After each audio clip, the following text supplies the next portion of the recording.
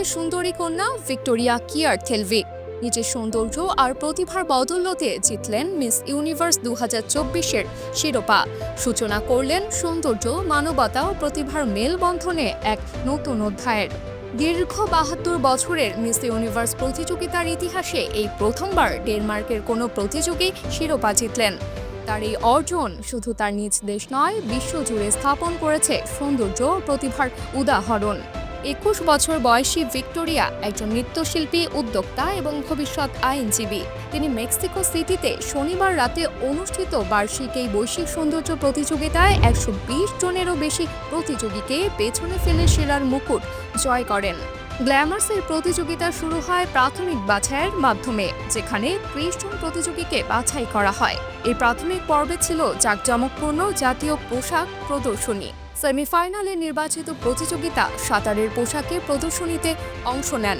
এরপর 12 জন এগিয়ে যান সন্ধ্যার গাউন প্রতিযোগিতায়। মিস ইউনিভার্স 2024-এর বিশেষ পুরস্কার বিজয়ী হিসেবে ভিক্টোরিয়া পেয়েছেন 1 কোটি টাকা মূল্যের পুরস্কার, অর্থ একটি বিলাসবহুল গাড়ি এবং 1 বছরের জন্য একটি উচ্চ স্তরের আন্তর্জাতিক জীবনধারার সুযোগ। এছাড়া তিনি বিশ্বের নামী ব্র্যান্ডের সঙ্গে কাজ করার এবং আন্তর্জাতিক পর্যায়ে সৌন্দর্য ও সমাজ কল্যাণ কার্যক্রমের দূত হিসেবে প্রতিনিধিত্ব করার সুযোগ পাবেন। প্রতিযোগিতার চূড়ান্ত পর্বে ভিক্টোরিয়া নিজ দেশের সংস্কৃতি, ব্যক্তিত্ব এবং মানবিক মূল্যবোধের একটি মেলবন্ধন তুলে ধরেন। তিনি বিচারকদের প্রশ্নোত্তর পর্বে নারীর ক্ষমতায়নের বিষয়ে তার দৃষ্টিভঙ্গি তুলে ধরেন, যা বিশ্বজুড়ে নারী অধিকার সম্পর্কে একটি নতুন দৃষ্টিভঙ্গি সৃষ্টি করেছে।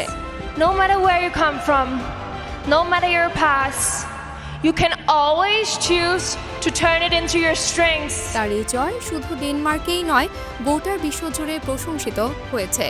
সামাজিক মাধ্যমে তাকে নিয়ে প্রশংসার ঝড় বইছে।